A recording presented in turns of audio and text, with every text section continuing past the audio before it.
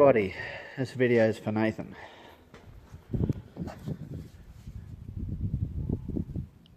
I have all the wrecks I've got and all the going Fergies I've got this type of rim.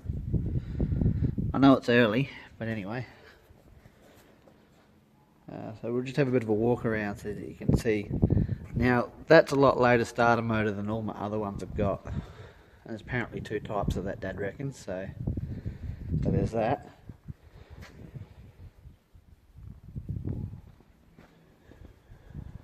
Now, we haven't got a drawbar, but I shall find it one. Air cleaner. Yeah, this one doesn't come through the dash. I've got one that's a parts tractor that comes through here with a big rubber grommet. Alright, back again.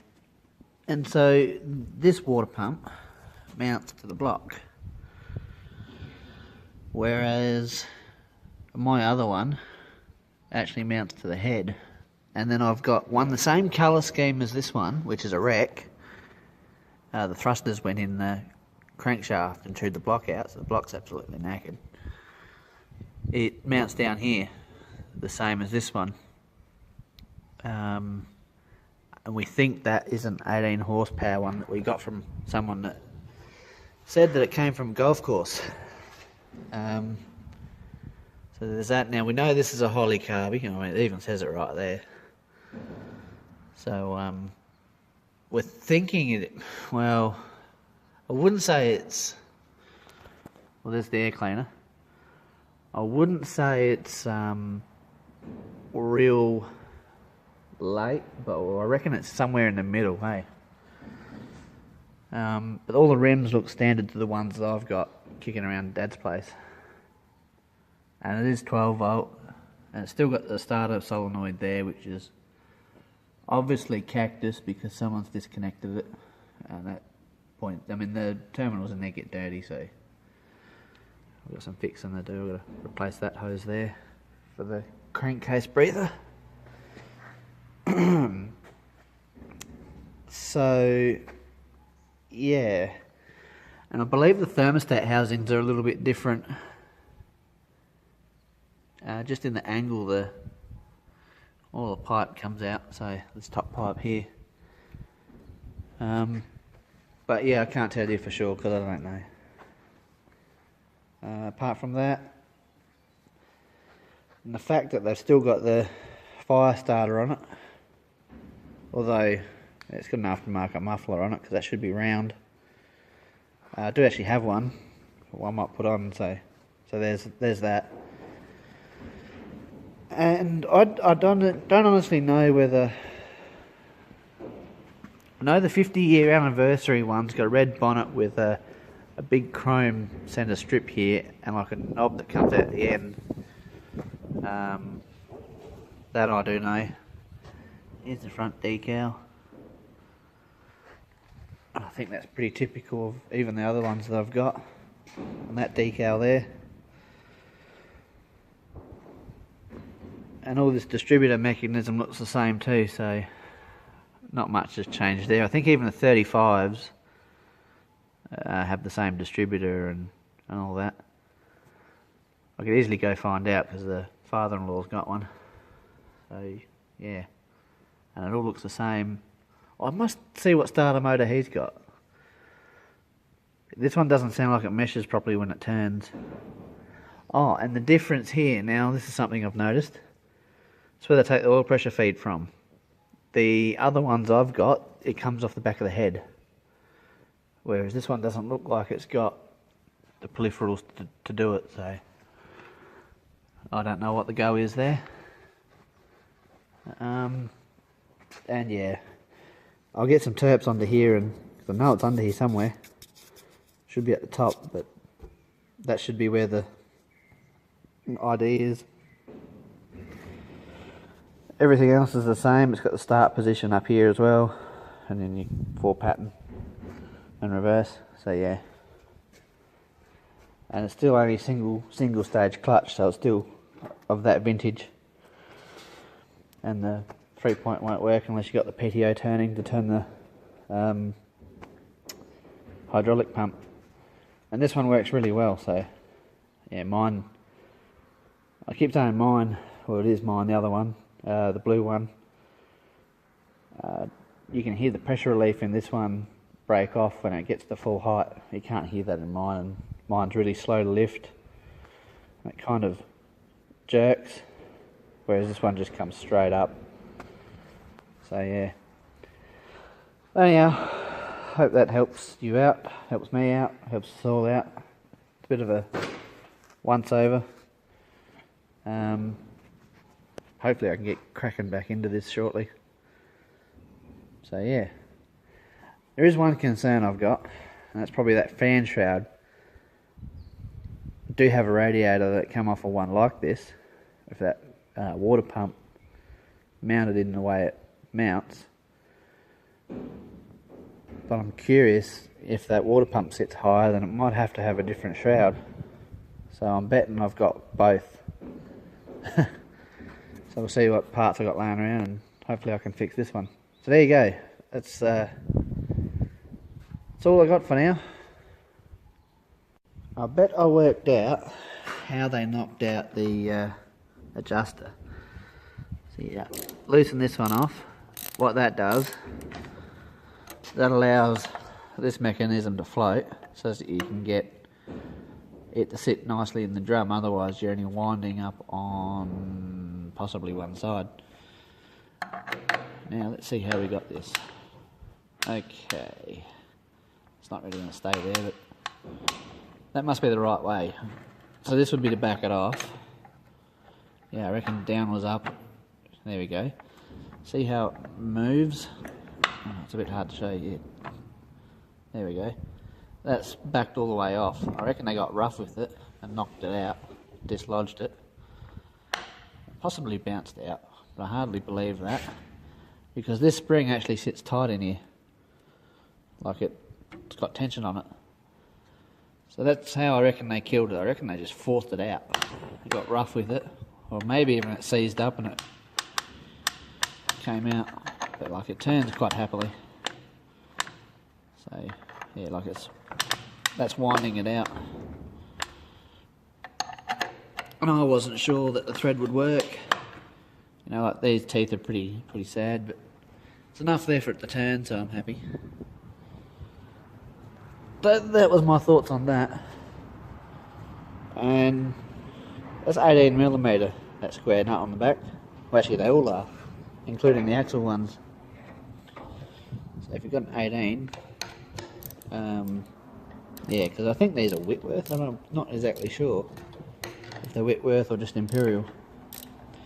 But yeah, with millimetre increments you'll find something that'll fit. Hopefully I won't have to stretch too many sockets and spanners and things. So there's that. Radio out for now. Well, from the get-go it made a funny sound when you tried to start it, right? The sounded like the teeth weren't meshing in properly. So I thought, I'll look into that. Pull the starter motor off, see if it's the starter motor. Wait and see. Oh, I think I'm gonna be splitting the bugger in half. There ain't no teeth left on the ring gear. So I'm trying to work out why it won't start. And that is why. So yeah. And there's the teeth on the starter motor. You remember me saying that there's a couple of different types? Well, I reckon that's why. Yeah, I reckon it's the wrong one. We'll find out. Lucky I got some spare parts. So she's got to come in half. If it's going to come in half, I'm going to put a front gearbox seal in it too, because we might as well do it. And see what meets on the clutch, because I might as well just change the flywheel. I'm pretty sure I've got one. I've possibly got two if I want to rip one out of another tractor. I reckon I've got one loose. So there's that. I mean, I could run it if I had my crank handle, but I can't find it. I don't know where it is. Anyway, there's nothing I can do with that from here, so I might as well finish what I'm started, because it's really minor. It's big, but it's minor. So once I get the wheel back on, we'll go snip, see ya. So yeah, tank comes off, and then we undo there, undo that, and I think, where else do we undo? Undo all these steering linkages, and that'll be it. Well, if you can hear me over the wind, oh, this is a wreck that I got. We just looked. So if they've got short housing like this, it's meant to have that starter motor. But it's two different types, two different teeth, old man reckons. And whereas my blue one in the shed's got it comes back to here for the rear engaging Bendix. And this one bolts to the block. This is the one that's got the damaged bearing surface. What do you call that? I'll think of it eventually. But yeah, in the main bearings there, where the thrusters are in the middle, the crankshaft was allowed to walk because the thrusters wore out, and it wore the actual block that the bearing sits on. So yeah, this block's stuffed, but it's good for parts. And it has actually been pulled apart, and the flywheel for it, which thankfully I think looking at this is the same as what I need, is sitting in the shed and looks pretty well brand new. So this is the wreck. Notice that that's the same. That's the same. So it's got 16-inch front wheels though. We think this one come from a golf course. Actually, a pulley there I might pinch. We'll see.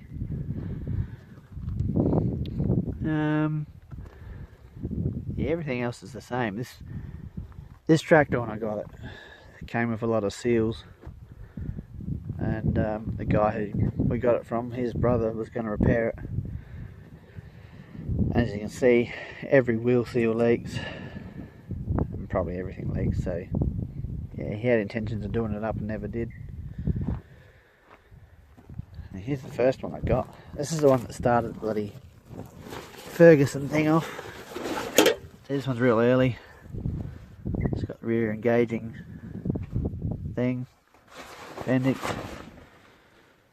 So yeah, this one's got a crack in the side of the housing somewhere. Oh, down there under the clutch lever. That was all fiberglass puttied up, so yeah, it was all good till someone dug at it. That's why there's a piece of rag in there, stopping the oil from running out. All this was ever used for was saw bench. And it was a nice engine when I pulled it apart, but I needed things to fix up mine, so yeah. But that distributor cap looks better than the one that we got, so yeah. Driving a saw bench with, oh, I can never get in there, right angle pulley. So yeah, I've got another right angle pulley for my 414 International, came with it. But this one doesn't look too bad. Looks like that axle seal leaked a bit. And that one. Yeah, who knows. So there's that. My Cedar. And my W6 up there. So yeah. Radio, out for now. So I got a little bit further today. I'm going to get some heat onto that one. I got to get some heat onto the one down there, so I have to remove this housing just so that I can get this out. Because I don't fancy undoing it down there. That way I don't have to. That works nice down there. I'm going to leave it like that. Can't get the temperature gauge out, so I want to get this off to see if I can persuade it from the inside without killing it, because it still works. And then I can take everything that I don't need from here in terms of wiring, which I'm going to have to label some of it, and take it this way so that I can split it there. But I'm also running out of tools. If I take the gearbox out of that, or take the engine out of that, I need my trolley jack that up to hold the gearbox whilst we roll it back and forth. And then if I need to do any work on this, I need the trolley jack, which is only sitting there for looks. I've got an axle stand under it, but you know, I need that to support something whilst I block something and do whatever before I roll this part away from that part, and it gets complicated. So there's that. So I'm running out of tools, so I really need to do one job at a time. Come to that point, one job at a time. So yeah. But anyway, we'll get there. I've still got that ute to do as well, but that's my own project. I don't have to hurry with that. I've given myself a timeline of 2 years to do that, so. Because yeah, nothing I'm putting back in there is going to be normal, so it ain't going to fit. So yeah. So we'll investigate a bit of the grime. So this possibly is a TEF, but I can't be sure. I still haven't cleaned up my Kajiga ID plate. I'll try to get some thinners onto it and see if we can get some paint off. Pulled the fuel tank off, turned the tap on, fuel doesn't even run out. So in the meantime, in the short time I had it running, it, you know, blocked up. And I checked, there is still fuel in there. So there's that. That's got to be removed. I mean, that's not even on there properly. How people let things get so far. I'll get some heat onto that to get that off. Heat onto that to get that out. So I think there'll be enough to grab hold of once I get the flange apart. And you know what? I might not put that back on there. I might be a sheep and follow everybody else and put the elbow on and bring the muffler out the top. We'll see. If I end up going bah, you'll know. So there you go. Well, I'm going in because I've had enough. And I've got to be at work at 6 in the morning, so I guess this is Tuesday night wrapped. We never touched the patrol. I mean, that's so close to being ready to come out. It's not funny. It's about half an hour's worth of work. So yeah, even old man seems to think that there's 2 different starter motors for this. Like in that style. I reckon that might be for a 35 or even a diesel. I wonder what the difference is. We'll find out, because I'll get the other flywheel and I'll check the teeth against the flywheel, and I'll check it against what's left of that flywheel and see where it went wrong. It might have got jammed in there at some point, but no, the teeth look too good a nick. I don't know. See, they don't look that bad. They're a little knocked around, but they're not that bad. Don't know. Anywho, the wiring's a bit of a mess. I mean, this one here's only even twitched under the positive side. So I wouldn't mind fixing all that up, but yeah, we'll see how far I go. Audio, out for now.